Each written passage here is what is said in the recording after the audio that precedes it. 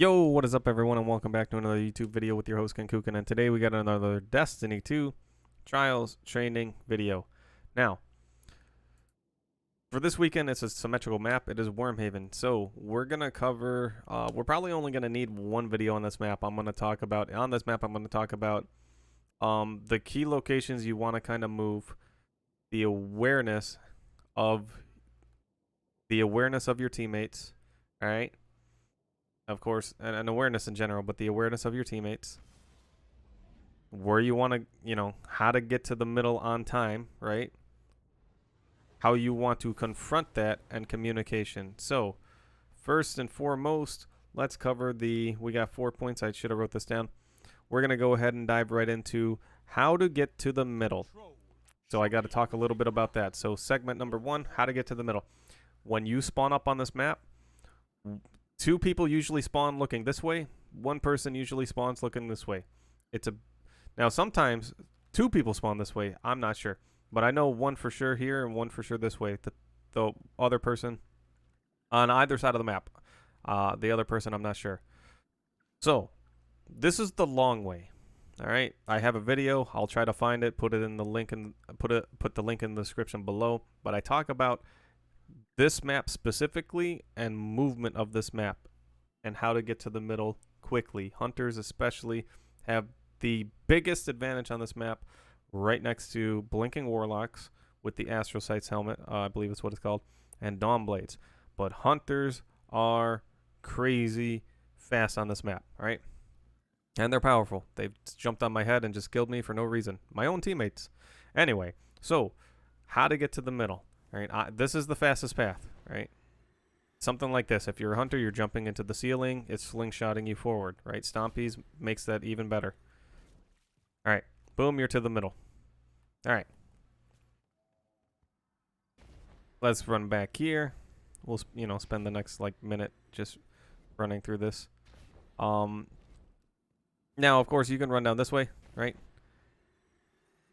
And it's a little bit slower, it's a little bit longer, but this is an important lane, and we'll talk about this a little bit later. Boom. And now you're in here, or you're looking up there. It doesn't matter, right? And then the other way you can go is you can go the long way. Now, let me show you the how, right? It's pretty straightforward. Don't worry. I promise you this all ties into each other. It looks like boring jetpacking. I'm not doing anything. I'm not saying much. It's all relevant. All right. Now you're in the middle, right? So now that I've showed you how, as boring as that was to watch, I understand. Again, I have a whole video on the movement of that, which is very helpful. All right. I'm going to tell you the why. So, symmetrical maps are, in my opinion, the most troublesome if you are slow, right? You spawn up, and this is you, all right? Oh, I spawned up, and now I'm just standing here. And now I'm moving. You've wasted a lot of seconds. You're going to be extremely late to the middle, all right? So, it's very important to move on time. Now, I showed you which 3 ways you can go. The middle one is the fastest. I would say the inside is the second fastest, and the outside is the long way. Even if you were to, I spawn up this way and you run down and you come out this side door, you're still slower by a second or 2. On symmetrical maps, it doesn't matter how slow you are. It doesn't matter that you're I'm right behind you. If you're not in the room of the middle on symmetrical maps before the enemy team, you're late. All right? It's just period. All right? You're either first or you're last. All right? You're either first or you're last. It doesn't get more honest than that on these symmetrical maps. So again, mobility is imperative. All right? Let me say it again. Mobility is imperative. Now that we've covered the how to get in the middle, all right? We're going to cover what you want to do with your awareness, all right? So, let's run up here. If everyone gets to the middle, I'm going to take the top mid path, all right? Someone must always take the top mid path unless, and we'll talk about that in a moment. Someone must always take the top middle path, all right? So I'm in the middle path. I'm in the middle. What do I need to know now that I'm in the middle? This is where your awareness comes in. We're going to talk for a moment about team awareness. This ties back into having a plan when you spawn up for each round. Do you have a plan? Do your teammates have a plan? And do you know what that plan is? You don't have to know all of the plan your teammates have. You need to know where they're coming from, though.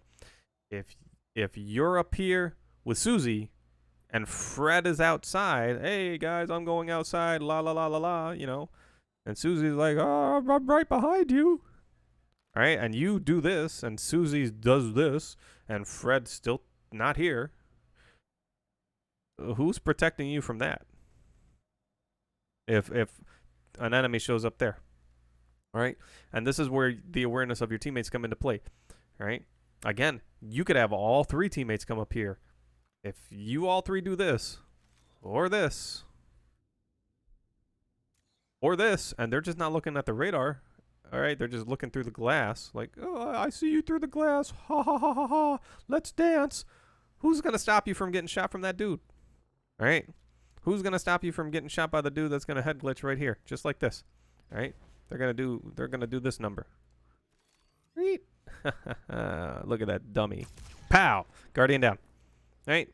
If you are not aware of where your teammate, this has nothing to do with radar. If you're not aware of where your teammates are going, you can't counter the enemy. You cannot save yourself, right? Or you cannot keep yourself safe from your most exposed angles. So the awareness is know where your teammates are coming from. All right. My recommendation, all right, I have two. If you can have a person come in from bottom, middle, and outside, or inside, middle, and outside, that would be great, right? Now you have all three lanes that are contested. Everyone's working together. The guy up here is hopefully safe from the enemies down there because he's going to have a teammate there, and from the enemies outside because he's going to have a teammate outside. Hopefully. That doesn't mean, okay, Fred's outside, I'm going to stand right here. Right? No, because the enemy may be like, yo, there's an enemy outside. Oh, look at this dummy. Let me just get in cover from the dude outside and gun him down. Like, come on, right? So again, but it does deter the enemy, right? Especially on the inside. Or the second recommendation, which is probably the safer recommendation, is everyone. These two lanes are covered, the middle and the inside, right? Now, you can have two come to the middle. You can have one go to the inside. You could have two inside and one to the middle, right? But knowing where your teammates go is important. Now, remember the rule. Either everybody's in the middle or nobody's in the middle. That's the rule for symmetrical maps. Everyone's in or nobody goes in at all until everyone's ready to go in, right? And if you don't get to the middle first, you're fighting your way in. So now, let's talk about, we're going to transition into the next segment. What should I do when I get to the middle, all right? Let's say ideally you have... let's make it more realistic because a lot of people don't like to go by themselves. Let's say you're not covering the outside angle, right? You have one person down low and two people up here. What should you do? All right. Well, every round you have a grenade. If you're here first before the enemy, right? Just a few feet before the enemy, throw your grenade. Just throw it, right? And shoot them. Like now you've locked it down. If it's an ice wall, just ice wall it off and chill, right? Or shadow dive it and kill the enemy. Just get ready to use your grenades to lock down the doorways, right? There are no doors. Make doors, right? Make doors. Make laser beams. Make something that's going to scare the enemy, slow them down, or if they're going to push through boldly, they're going to take some damage and you might get a kill before they kill you. All right? Now, for the bottom, whoever's on the bottom probably just needs to come in guns blazing. They can use their grenades, sure, but if you throw your grenade and they're shooting your teammate, by the time you get your grenade off, they're going to die because they can get 3 shots off before most grenades can make them stop, right? With that said, you're also going to save your teammate from the outside people because if someone gets shot from down there, maybe their move is, oh, jetpack away, and now they're just like floating in the air trying to get away from him and getting shot by him and maybe even him, right? So keep that in mind, all right? Again, awareness is, getting into the middle and knowing what you want to do is important. So grenades are good. Now, if you only lock down these 2 lanes and the enemy likes to play the outside lane, like even one enemy likes to play the outside lane, whoever goes into the middle, this is your move. You just get in there and you boom, you get down, right? Now everyone's in the middle, right? You kind of called out if there's anything on the radar outside, you kind of called it out and hey, there's someone outside, I'm going down, and now now you're here to team shot. You're locking down the area, with your teammates. So again, you gotta be very careful. Getting into the middle is very important. Now, let me talk about communication. Let's go ahead and dive into that. Communication is very important. If you don't have the communication with your team, it's going to be a rough road for you. All right? It was one of the main themes. It was one of the common themes I was calling out for yesterday. We did have communication. It just there was a lot of times it wasn't enough. So make sure you are communicating. All right? Make sure you are communicating as much as possible. Bad communication is better than no communication at all. All right. Ha ha ha. So I'm going to say they're, coming from the spawn every single time, or they're behind me, or, so on and so forth. But people that aren't confident with their call outs, or they're, they don't call out a lot, that's going to help your teammates a great deal. So if all 3 of you come up to the top and all 3 enemies come up over here, right? And you see one person run down to the left, a good call out would be one guy ran to the left. All right. Now, best case scenario, if one of your teammates, right, if you're watching up here, one of your teammates is going to speak up, yo, I got that. And they're either going to look down there or they're going to, they're going to move into a position to, challenge it. If not, you're going to have to be like, all right, you wait a second. Nobody said anything. Yo, I'm going to cover it. Right? And now you're in position to cover it. You're also safe from the top, hopefully. And now you leave your teammates to deal with the top. So that little bit of communication is very important. As much as you can. When you're dead, communicate. And also try to stay on point with the communication. There are many frustrating things in Destiny that people don't like. Getting Ice Wall Shatter Dove is one of those things. And a lot of people will sit there, dry throat. A lot of people will sit there and their first reaction isn't a call out. It's shatter dive, stasis, blah, blah, blah. It's a complaint. It's like, we don't need your complaints, right? Everyone gets frustrated. I get it. But if it becomes a recurring theme and a repeating process, all that does is disrupt the team. It messes up the focus of not only your gameplay, but everyone else's gameplay.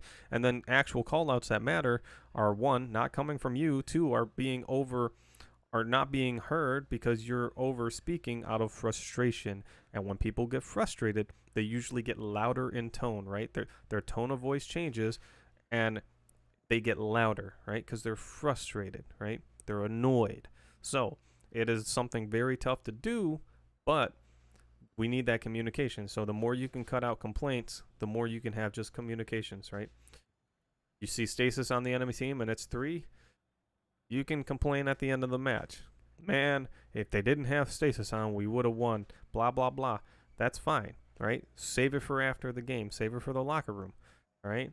But during the match, stay on point and keep that communication flowing as clearly and concisely as possible, right? Now, let's talk about supers real quick, and we could probably wrap this up. I know I said 4 points at the beginning of the video, but because I didn't write them down, I totally forgot. So we're going to talk about supers. I won't run all the way back to the spawn. What I will say is... before I talk about that, patience is a big one, guys and girls. All right? If you're like neck and neck trading rounds back and forth over and over, but you're getting picks first. I come back to this point a lot of times, and you're getting picks first. You have to be patient, right? If you're trading rounds, but you're getting first pick every single round, and you're trading rounds, and it's a clean first pick, right? You're not like getting first pick and trading afterwards or immediately afterwards. You're not like getting first pick and then someone comes in, cleans you up, and then runs away. It's you get a first pick, you're alive, the whole team's alive, you're chilling for a moment. and you're still trading rounds, you're probably being over aggressive. That is a huge thing to be wary of. Do not be over aggressive, especially if you notice that it's hurting the team, because it's not a question of how good you are at the game or how skilled you are. You could have a top tier player running and gunning with all the confidence in the world, and they know exactly what to do, and then they get into the room and lose a 1v1 and say he's absolute. And then it's like, bro, I'm just leaving people absolute. Like, where's my help? A bottom tier player is not going to be able to keep up with the top tier player, period. It's not going to happen. And for you to have that fantasy that they're going to be able to keep up with it is very optimistic, right? Almost downright to silly optimistic. So you have to be aware of what can your teammates do. Even an above average player may not be confident with their pushes on certain maps or against certain teams, or even specific people if they're known in the community or they play them often. Like, yo, it's not that I'm not confident, but it's, that confidence is a little shook because every time I play against this person in elimination on the weekdays or in survival or every time in trials, I've had a tough time winning, right? Or winning my ones. So I don't feel comfortable, just rushing up in there. I've seen it too many times where he swept the team. And your better teammate could be like, look, man, I beat this person all the time. Don't worry about it. Just back me up, right? And you could still go in there and get beat up, and you both could lose a round. But after that, it's like, all right, maybe there's some merit into what that other person said. We should slow down. So please employ some patience. Do not rush for these wins, all right? 2 minutes is not that long. People will say, oh, well, they're going to get like 27 chaos reaches. Woo! You got to deal with that. Oh, well, right? If you can't stop the chaos reaches from coming, it does no good to die to non-chaos reaches. You're just dying to people with guns. You're going to die no matter what. You might as well take the chance, build your own supers, build a third super, and play the 3v2, all right? Because when it comes to overtime, you know where the chaos reaches are going to come. They're going to come for people on overtime. They're going to come for people in the middle. Even if it's not overtime, they're going to come for you in the middle. So you should at least know where people are coming from. So with that being said, it's not a question of you're not good enough to push, right? It's a question of, can your whole team keep up with the play you're about to make? Was it communicated? Well, first, was it communicated? And second, can your whole team even keep up with that? Are they comfortable with that? Is that going to flop over, right? So again, employ patience. And when you see your team trading rounds, but you're getting first pick, clean first picks every time, right? 3 minutes. You need to, hey guys, we keep getting first pick and we're losing. I think it's because we may be trying to get a second pick too quickly or too sloppily. Maybe we should play the bodies a little bit more. All right? Because the last thing you want to do is keep getting first pick and then push and then die, right? And lose the round. Push, die, lose a round. Push, die, lose a round, right? Or every other round you're winning. And if you lost the first one, guess what? You're losing game 5 first before you win, right? Because you're always one win behind. So, with that said, we'll talk about supers real quick for these last couple of minutes, and then we'll wrap it up. Supers! What do you want to do with your supers? Well, you just want to go in and use them, right? If you're always getting to the middle first, you don't have to panic pop. You don't have to run in here and panic pop. Now, because it is a very linear map, you can trap enemies relatively easily, but at the same time, they can outrun you very well. If you're on a roaming super, guys, if you're on a roaming super, all right, and you miss a lot of your supers, like a super, if the super doesn't help you win the round, you may not need a roaming super. You may need a super that just gets a kill and it's done, like a Nova Bomb, something that you pop, it activates, it ends, right? It's not a roaming super. So keep that in mind. But you can pinch people relatively good. You can collapse on teams relatively well. Now, with that said, I would say just get in and use super. Like, again, there's not much to say about it. And communicate it. Hey, I got my super. I'm going to go top mid. Oh, they're on the top mid. I'm going to pop and push them. Right? And be careful. Don't be, I got a roaming super, and then I'm gonna pop and push them, and then this is you. You're just kind of like, you're just walking, and then 3 ice walls are thrown on you, and you wonder, oh man, like, why is my super so weak, bruh? you messed up. All right, so you know, you got to be aware of what the enemy can and can't do. Right, it's very important. That goes back to that awareness. But yeah, that's all I got, guys. Hopefully this video helps. I know I just talked a lot about the symmetrical map and getting to the middle. So once again, I'll try to find the video of Wormhaven and movement and put it in the link in the description below. Twitch link in the description below if you want to watch live. Any comments, questions, concerns, let me know in the comment section below. And if we need a part 2 video, I will come out with a part 2 video by end of day Sunday. So with that said, good luck on your journey to the lighthouse, and I'll see you when I see you.